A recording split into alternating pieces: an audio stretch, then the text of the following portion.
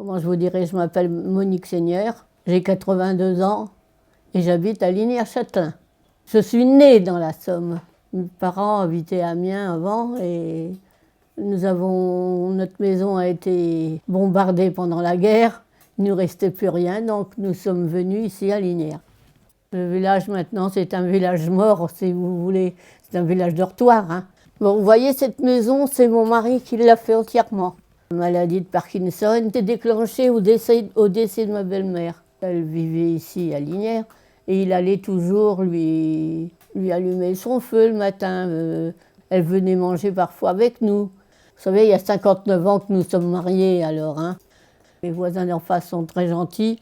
Quand on a un problème, on les appelle, ils viennent tous les jours changer mon mari de fauteuil pour me mettre dans son fauteuil roulant. On est vraiment bien entourés. C'est très important.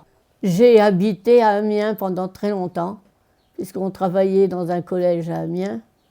On avait fait bâtir une maison dans le quartier Marivaux. Quand on travaille dans un collège, vous savez, on travaille avec des jeunes et c'est assez remuant. J'étais secrétaire auprès du principal adjoint. J'ai toujours aimé beaucoup l'enseignement. Mon mari était aide de laboratoire dans le même collège que moi, collège César Franck, dans le quartier nord, hein, d'Amiens. Il y a 20 ans que je suis en retraite, hein. Mais j'ai gardé de très bons souvenirs et de bons contacts avec les élèves. Je peux les rencontrer dans la rue, ils viennent me dire bonjour, hein. Il y en a qui sont bien, hein.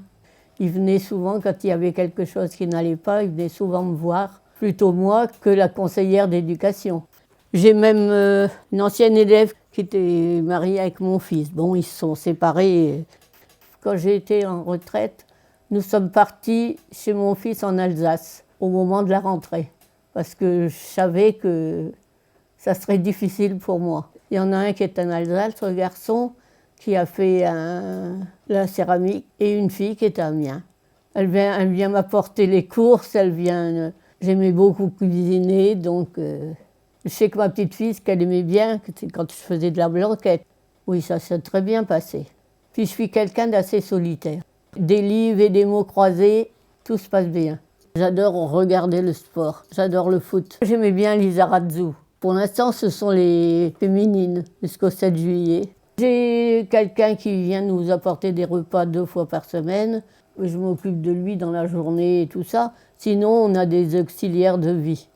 On avait malheureusement une dame qui était formidable et qui est décédée à notre porte. Alors ça a été un peu difficile. Au début, bon, il m'y a tremblé d'un côté et puis maintenant, regardez.